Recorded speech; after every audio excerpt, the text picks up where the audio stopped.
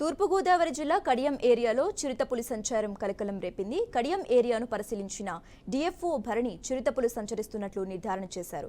చిరుతపులిని బంధించేందుకు ముమ్మర ప్రయత్నాలు చేస్తున్నట్లు ఆమె తెలిపారు. చిరుత పాదముద్రలు ఎక్కువగా ఉన్న ప్రాంతంలో 20 ట్రాప్ కెమెరాలు డ్రోన్ ద్వారా గాలిస్తున్నట్లు వెల్లడించారు.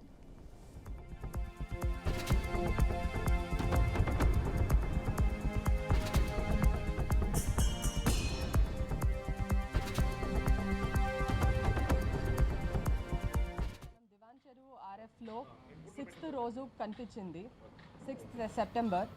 అక్కడి నుంచి 19th సెప్టెంబర్ ఆ రోజు మనకి మూమెంట్ అనేది స్టార్ట్ అయింది బయట దివాన్ చెరువు ఆర్ఎఫ్ నుంచి.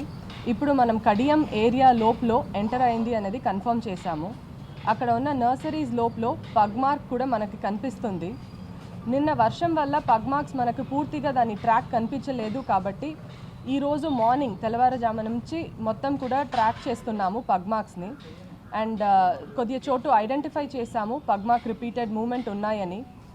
ఇది మనం కెమెరా ట్రాప్ చాలా చోటు ప్లేస్ చేసాము. 20 కెమెరా ట్రాప్స్ ఇప్పుడు దాకా ప్లేస్ చేసాము. Other than that CCTV cameras కూడా అక్కడ ఫిక్స్ చేసాము. అండ్ నర్సరీస్ అసోసియేషన్తో మీటింగ్ అనేది నిన్న జరిగింది. వాళ్ళ కోఆపరేషన్, వాళ్ళ దగ్గర ఉన్న ఆల్రెడీ ఎస్టాబ్లిష్ సీసీటీవీ కెమెరాస్ దాని ఫుటేజ్ కూడా మాతో షేర్ చేయమని ఇన్ఫర్మేషన్ గ్యాదరింగ్ కోసం ఒక కోఆర్డినేషన్ పెట్టుకున్నాము. ఇప్పుడు వాళ్ళు మోటార్ రూమ్లో వెళ్తున్నా లేకపోతే ఒక షేడ్ నెట్ని ఓపెన్ చేస్తున్నా ఎలా మనం ఫస్ట్ ప్రికాషన్ తీసుకోవాలి, అక్కడ నర్సరీ ఏరియాలో ఉన్నవాళ్ళు టార్చ్ ఎలా వాడాలి, దేనికి మనం లోపల వెళ్ళని ముందు టార్చ్తో లైట్ కొట్టి ఫస్ట్ అక్కడ యానిమల్ లేదా అనేది కన్ఫర్మ్ చేసుకోవాలి అనేది కూడా వాళ్ళకు నిన్న చెప్పడం అనేది జరిగింది.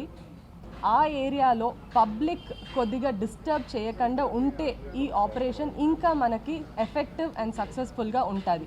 ఒక చోటు పగ్ మార్క్ కనిపించిందంటే మొత్తం క్రౌడ్ అక్కడ వచ్చి దాన్ని డిస్టర్బ్ చేసేస్తే మళ్ళీ మనం ట్రాప్ కేజ్ పెట్టినా కూడా అక్కడ యానిమల్